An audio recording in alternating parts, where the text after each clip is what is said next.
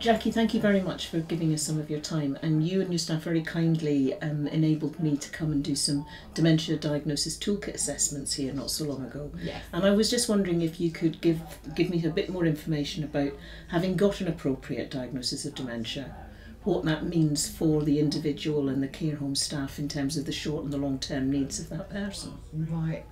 To us here within this home, it's invaluable. It's part of their person-centred care section. To be diagnosed by a professional, we know exactly what type of dementia, where they're at on that dementia line. We can then look after that person on their individual needs. You may have several people with dementia, but it depends what type. So absolutely fantastic. It works so well. You can then see when a resident is out of sorts, whether it's a dementia or whether they've got infection, whether they've gone along and dropped a little bit. We personally here wouldn't be without that toolkit and that assessment being made. And we would like that for every resident, which I believe we now have got. And it then runs alongside where we work very closely with GPs here, the district nurses. We have their care plan in from the GPs, the dementia care plan comes in. Everybody is aware of what that person's needs are, dependent on what their diagnosis was. And does that include the family? Oh, absolutely. And a lot of families, they say their mother or father has dementia, but they have no idea what type of dementia. You know, we have had some before that have gone for the assessment and actually it's just age-related forgetfulness. So they're at the very, very beginning of that long line. Others have been diagnosed and they've had, say, Alzheimer's, and families are sort of like, oh, I never assumed that's what my mother or father had. And we can help them. We go through what to look for, what's going to happen in the future. So the families are really very supportive, and they then actually have a lot more patience with their loved ones than what they maybe did before. Because they're not being difficult. They then realise they're not being difficult. It is actually a disease that they have, and it's a part of their ageing process, and it does help. Does it have implications in the medium to long term once the diagnosis is made? No, but it does help us immensely, because you may have somebody that's got dementia, they're ticking along nicely, and then they suddenly get a drop.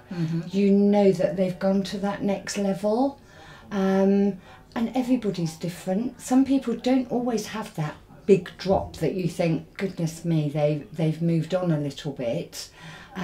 Some will just tinker along and then suddenly you just see a change, but you know that it's part of the disease that they've got.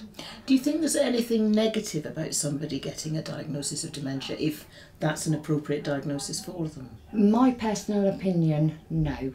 Right. That person, even some people with dementia understand, they're told you have whatever they've been diagnosed with.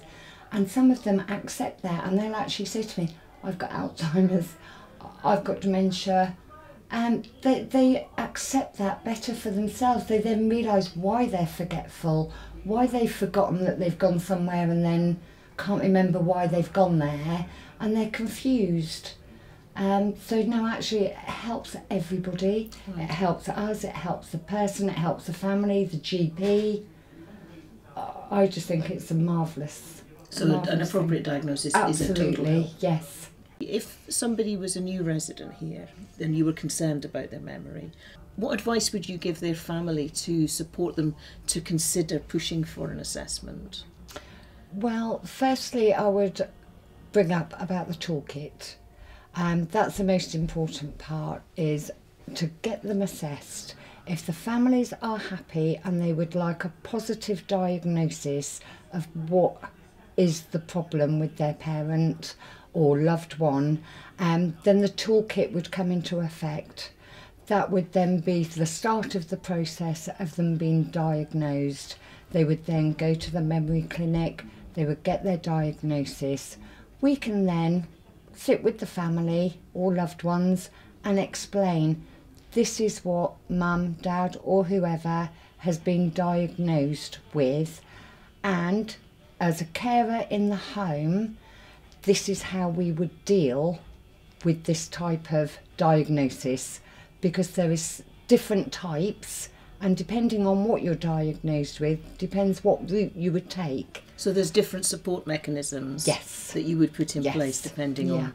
I mean, for instance, just one, if you are diagnosed with, say, Alzheimer's, and they're becoming a little bit agitated or aggressive or wandering, you would treat that person totally different than you would with just a normal ageing dementia prognosis.